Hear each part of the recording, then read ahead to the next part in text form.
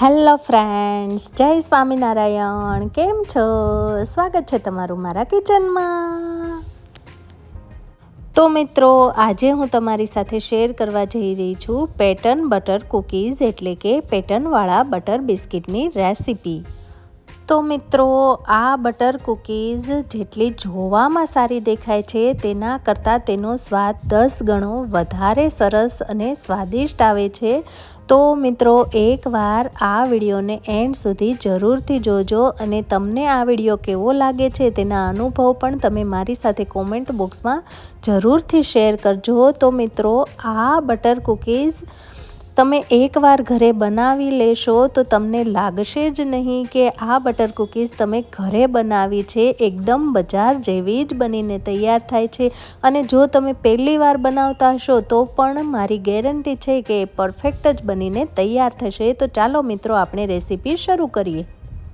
તો મિત્રો, pattern butter cookies બનાવવા માટે આપણે આવી રીતે એક બાઉલ લઈ લઈશું. તેની ઉપર આવી રીતે એક ચાળણી રાખી દઈશું અને તેમાં આપણે 1 કપ ઘઉંનો, જે આપણે રોટલી બનાવીએ છીએ તે લોટ ઉમેરીશું અને તેમાં આપણે અડધો કપ જેટલો મેંદાનો લોટ ઉમેરીશું અને તેને આપણે આવી રીતે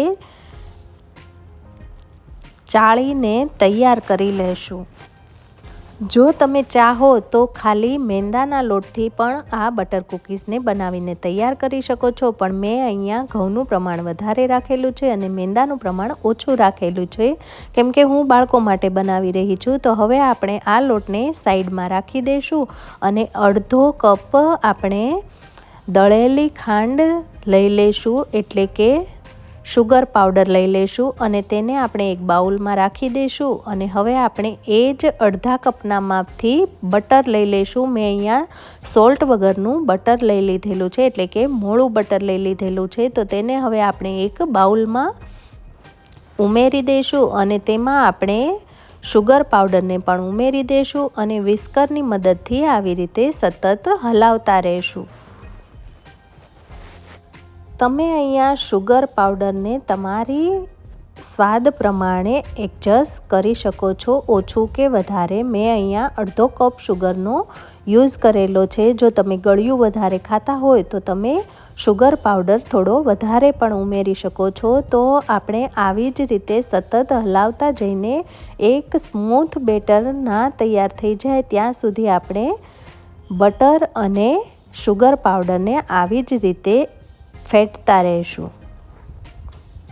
તો હવે તમે જોઈ શકો છો કે આપણું બેટર એકદમ સ્મૂથ બનીને તૈયાર થઈ ગયું છે. તો હવે આપણે તેમાં 1 ચમચી જેટલો બેકિંગ પાવડર ઉમેરીશું અને 4 થી 5 ટીપા આપણે વેનીલા એસેન્સના ઉમેરીશું અને ફરી પાછું આપણે બેકિંગ પાવડર અને વેનીલા એસેન્સને બેટરમાં સરસ એવું ફેટતા જઈને મિક્સ કરી લઈશું. તો તમે જે રીતે વિડીયોમાં જોઈ રહ્યા છો તેવી રીતે આપણે બેટરને ફેટીને તૈયાર કરી લેવાનું છે. જો તમે એસેન્સનો ઉપયોગ ના કરવા માંગતા હોય તો તમે એસેન્સને સ્કીપ પણ કરી શકો છો.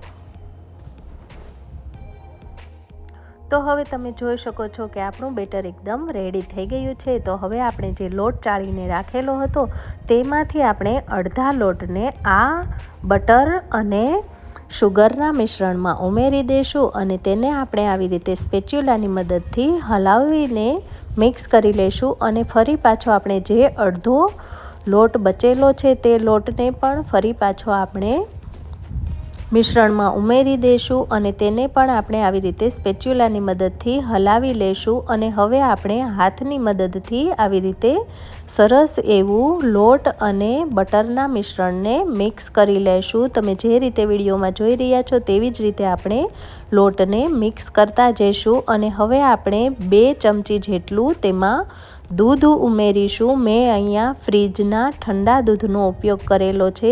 જો તમારો લોટ બટરમાં જ જો બંધાઈને રેડી થઈ જતો હોય તો તમારે દૂધ ઉમેરવાની જરૂર નથી, પણ મને અહીંયા દૂધની જરૂર લાગી એટલે મેં અહીંયા 2 થી 3 ચમચી જેટલું દૂધ ઉમેર્યું છે અને તેનો મેં આવી રીતે લોટ બાંધીને તૈયાર કરી લીધેલો છે. તો હવે આપણે તૈયાર થયેલા લોટને 2 ભાગમાં ડિવાઈડ કરી લઈશું એટલે કે 2 ભાગમાં અડધા હાફ કરી લેશું અને એક ભાગમાં આપણે 2 ટેબલસ્પૂન જેટલો કોકો પાવડર ઉમેરીશું અને એક ભાગમાં આપણે 2 ટેબલસ્પૂન જેટલો કોર્નફ્લોર ઉમેરીશું. અને જો તમારી પાસે કોકો પાવડર અવેલેબલ ના હોય તો તેની જગ્યાએ તમે કોફી પાવડરનો પણ ઉપયોગ કરી શકો છો. તો હવે આપણે કોકો પાવડરને લોટમાં આવી રીતે સરસ એવો મિક્સ કરીને તેનો આવી રીતે લોટ તૈયાર કરી લઈશું. તમે જોઈ શકો છો મેં લોટને તૈયાર કરી લીધેલો છે. તો હવે આપણે તેવી જ રીતે કોર્નફ્લોરવાળા લોટને પણ તૈયાર કરી લઈશું. તમે જોઈ શકો છો કે મેં બંને લોટને આવી રીતે તૈયાર કરી લીધેલા છે. તો હવે આપણે લોટને આવી રીતે રોલ કરી લેશું. તમે જે રીતે વિડીયોમાં જોઈ રહ્યા છો તેવી રીતે આપણે રોલ કરી લેશું અને તેને આપણે આવી રીતે કોઈ કાર્ડના મદદથી પીસીસમાં કટ કરી લેશું. મેં અહીંયા કોર્નફ્લોરવાળા લોટના 8 પીસીસ કરીને તૈયાર કરી લીધેલા છે અને હવે તેવી જ રીતે હું કોકો પાવડરવાળા લોટને પણ આવી રીતે રોલ કરી લઈશ અને તેમાં પણ હું કોઈ કાર્ડની મદદથી આવી રીતે પીસીસ કરી લઈશ. તો મેં કોકો પાવડરવાળા લોટના 7 પીસીસ કરીને રેડી કરેલા છે અને કોર્નફ્લોરવાળા લોટના 8 પીસીસ કરીને રેડી કરી લીધેલા છે. તો હવે તેને આપણે આવી રીતે રોલ કરતા જઈશું અને તેને આપણે આવી રીતે પતલા રોલ કરીને તૈયાર કરી લઈશું. તમે જે રીતે વિડીયોમાં જોઈ રહ્યા છો તેવી જ રીતે આપણે આ બધા પીસીસના આવી રીતે રોલ કરીને રેડી કરી લેવાના છે. તો હવે તમે જોઈ શકો છો કે મેં બધા પીસીસના આવી રીતે રોલ કરીને રેડી કરી લીધેલા છે. તો હવે આપણે તેમાંથી એક કોર્નફ્લોરવાળો પીસ લેશું અને તેને આપણે હાથની મદદથી આવી રીતે દબાવતા જઈશું. તેના ઉપર આપણે કોકો પાવડરવાળો રોલ લેશું, તેને પણ આપણે આવી રીતે હાથની મદદથી દબાવતા જઈશું. ફરી પાછો આપણે કોર્નફ્લોરવાળો રોલ લેશું, તેને આપણે આવી રીતે દબાવતા જઈશું. તો આપણે આવી જ રીતે 1 બાય 1 બધા રોલને ઉપર મૂકી દઈશું અને હાથની મદદથી તેને આવી રીતે દબાવતા જઈશું અને તેને આપણે સરસ એવું આવી રીતે સેટ કરી લેશું. તમે જે રીતે વિડીયોમાં જોઈ રહ્યા છો તેવી જ રીતે આપણે આ બધા રોલને આવી રીતે સેટ કરવાના છે.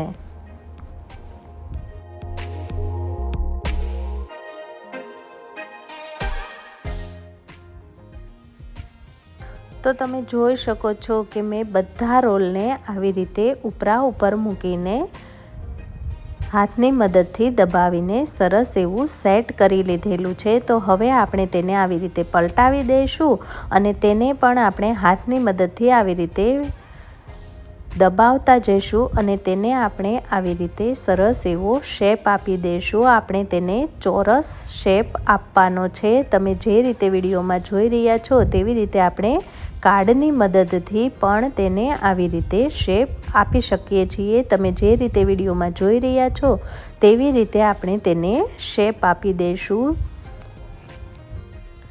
આપણે રોલને ચારેય બાજુ આવી રીતે ફેરવતા જઈશું અને તેને આપણે કાર્ડની મદદથી અને હાથની મદદથી આવી રીતે ચોરસ શેપ આપી દઈશું. તમે જોઈ શકો છો કે મેં રોલને આવી રીતે સરસ એવો શેપ આપીને તૈયાર કરી લીધેલો છે. તો હવે આપણે આવી રીતે એક પ્લાસ્ટિક લઈ લઈશું અને તેમાં આપણે આ રોલને રેપ કરી દઈશું. તમે જે રીતે વિડીયોમાં જોઈ રહ્યા છો તેવી જ રીતે આપણે લોટને સરસ એવો પ્લાસ્ટિકમાં પેક કરીને તૈયાર કરી લઈશું અને હવે આપણે તેને ફ્રીઝરમાં લગભગ 20થી 25 મિનિટ જેટલો સેટ કરવા માટે રાખી દઈશું. તો હવે 25 મિનિટ પછી આપણે જોઈશું તો તમે જોઈ શકો છો કે આપણો રોલ એકદમ સરસ એવો ફ્રીઝરમાં સેટ થઈ ગયો છે અને તે થોડોક ટાઈટ બનીને તૈયાર થઈ ગયો છે. તો હવે આપણે આવી રીતે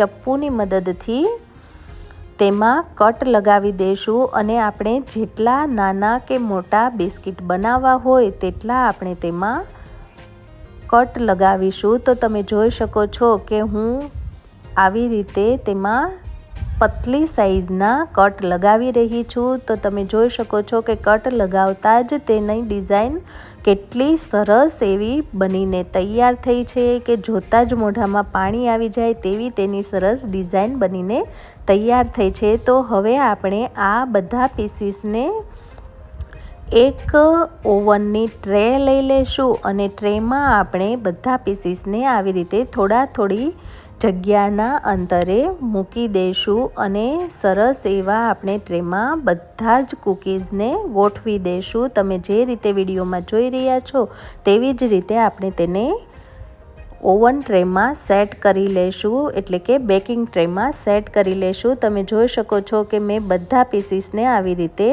સેટ કરી લીધેલા છે। તો હવે આપણે તેને ઓવનમાં રાખી દઈશું। મેં ઓવનને પહેલેથી જ 10 મિનિટ માટે પ્રીહીટ કરવા માટે રાખી દીધેલું હતું, તો મારું ઓવન પહેલેથી જ પ્રીહીટ છે। તો હવે આપણે તેમાં કૂકીઝને મૂકી દઈશું અને તેને આપણે 180 ડિગ્રી પર લગભગ 10 મિનિટ જેવું થવા દઈશું। તો તમે જોઈ શકો છો કે આપણા બિસ્કિટ એકદમ સરસ એવા ફૂલીને પણ તૈયાર થવા લાગ્યા છે। તો મેં આ કૂકીઝને પહેલાં 10 મિનિટ અને પછી પાછી 4 મિનિટ માટે મૂકીને 180 ડિગ્રી પર બેક કરી લીધેલી છે। તો હવે મેં બેકિંગ ટ્રેને બહાર કાઢી લીધેલી છે। મારું કૂકીઝ એકદમ બેક થઈને તૈયાર થઈ ગયા છે। તો તમે જોઈ શકો છો કે કેટલા સરસ આપણા બટર કૂકીઝ બેક થઈને તૈયાર થઈ ગયા છે। તમે જોઈ શકો છો કે કેટલા સરસ બનીને તૈયાર થયા છે।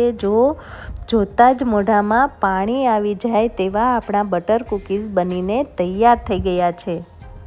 તો મિત્રો, એક બટર કૂકીઝને હું આવી રીતે તોડીને પણ તમને બતાવી રહી છું। તો તમે જોઈ શકો છો તે અંદરથી પણ એકદમ સરસ એવી બેક થઈ ગઈ છે અને એકદમ ક્રિસ્પી જેવી બહાર મળે તેવી જ આપણી બટર કૂકીઝ બનીને તૈયાર થઈ છે। તો મિત્રો, એકવાર તો આ રેસીપી ચોક્કસથી ટ્રાય કરવા જેવી જ છે। તો મિત્રો, એકવાર આ રેસીપી ચોક્કસથી ટ્રાય કરજો અને તમારા અનુભવો પણ મને કોમેન્ટ બોક્સમાં જરૂરથી જણાવજો। તો મિત્રો, આ પેટર્ન બટર કૂકીઝ બાળકોને તો બહુ જ પસંદ આવવાના છે। મારા બાળકોને તો બહુ જ પસંદ આવે છે। આ બટર કૂકીઝ મારા બાળકો તો 2 દિવસમાં જ પૂરા કરી દે છે। તો મિત્રો, એકવાર આ બટર કૂકીઝની જરૂરથી ઘરે ટ્રાય કરજો અને જો હજુ સુધી તમે મારી ચેનલને સબસ્ક્રાઈબ નથી કરી તો મારી ચેનલને જરૂરથી સબસ્ક્રાઈબ કરજો અને જો તમને મારો આજનો આ વિડીયો ગમ્યો હોય તો તમારા ફેમિલી અને ફ્રેન્ડ્સમાં શેર કરવાનું ભૂલતા નહીં અને મારા વિડીયોને લાઈક પણ જરૂરથી કરજો। તો મિત્રો, ફરી મળીએ નવી રેસીપી સાથે। ત્યાં સુધી આવજો। Bye bye. જય સ્વામિનારાયણ।